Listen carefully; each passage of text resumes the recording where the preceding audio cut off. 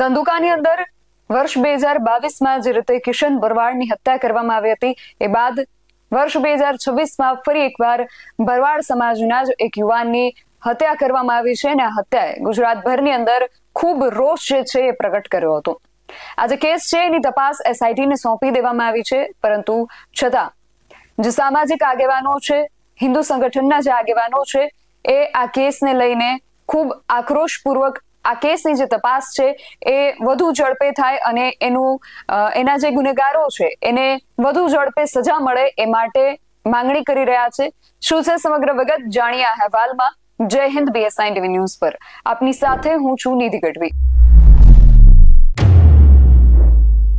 ધંધુકાની અંદર વર્ષ 2022માં કિશન ભરવાડ નામના વ્યક્તિની હત્યા કરવામાં આવે છે અને 2026માં ફરી આ પ્રકારે જ એક ઘટના સામે આવે છે, જેમાં ભરવાડ સમાજના એક યુવાનની હત્યા કરવામાં આવે છે અને ફરી એકવાર આ જ પ્રકારે ઘટના બનતા ગુજરાતભરની અંદર એને લઈને ચર્ચા જાગી, લોકોમાં રોષ જાગ્યો. ખાસ કરીને હિન્દુ સંગઠનો જે છે એમની અંદર આ હત્યાની ઘટનાને લઈને બારોબાર રોષ જોવા મળી રહ્યો છે.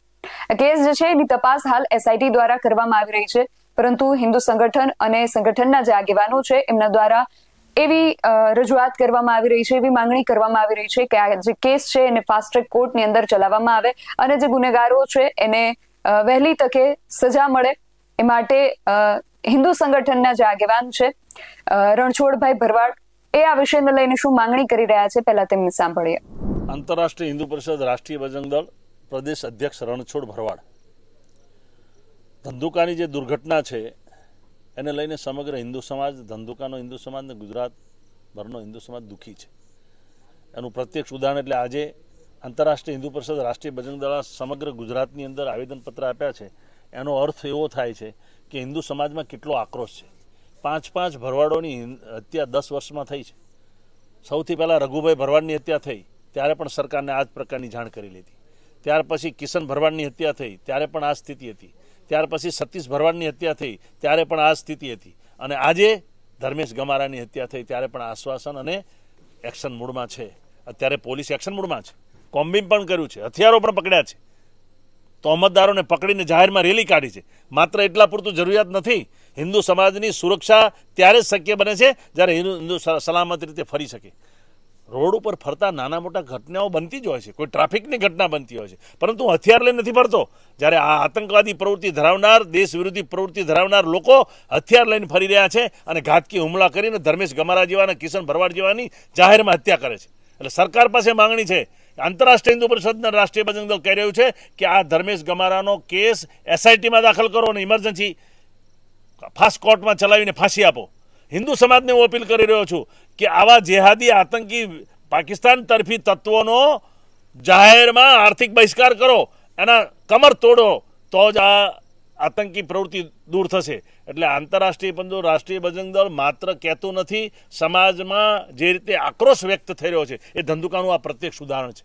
એટલે મારી અપીલ છે કે આ પ્રકારની જે ઘટનાઓ છે એને જો કંટ્રોલ સરકાર નહીં કરે, આવનાર સમય એ દેશ અને દુનિયા સમાજ માટે બહુ મુશ્કેલીનો સમય છે. અત્યારે પોલીસ પણ એક્શન મૂડમાં છે. આ એક્શન પહેલાંથી લેવાઈ હોત તો આવા બુટલેગરો પેદા ન થાત, આવી 5 હિન્દુ ભરવાડોની હત્યા ન થઈ હોત. આ તો માત્ર ધંધુકાની ઘટના છે.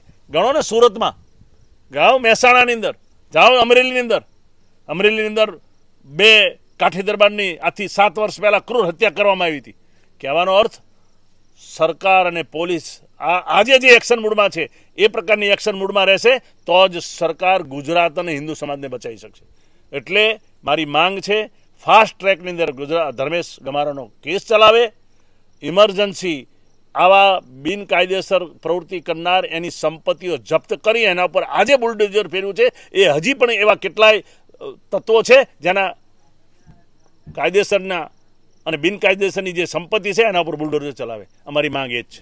તો ખૂબ બારોબાર રોષ જે છે એ હિન્દુ સંગઠનોમાં જોવા મળી રહ્યો છે અને ધર્મેશ ગમારા હત્યા કેસ જે છે ધંધુકાની અંદર જે બન્યો છે એને લઈને જે એસઆઈટી તપાસ કરી રહી છે, હજુ પણ વધુ ઝડપે આ કેસની તપાસ થાય અને ફાસ્ટ ટ્રેક કોર્ટની અંદર આ કેસ ચાલે અને જે દોષિતો સાબિત થાય છે એને વહેલી તકે સજા આપવામાં આવે એવી માંગણી જે છે અહીંયા રણછોડભાઈ દ્વારા કરવામાં આવી છે. હવે આગળ એમની આ માંગણીને લઈને શું થાય છે એમાં શું નિર્ણય લેવામાં આવે છે એ જોવાનું રહેશે. તમારું આ સમગ્ર વિષયને લઈને શું માનવું છે અમને કમેન્ટ કરીને ચોક્કસથી જણાવજો.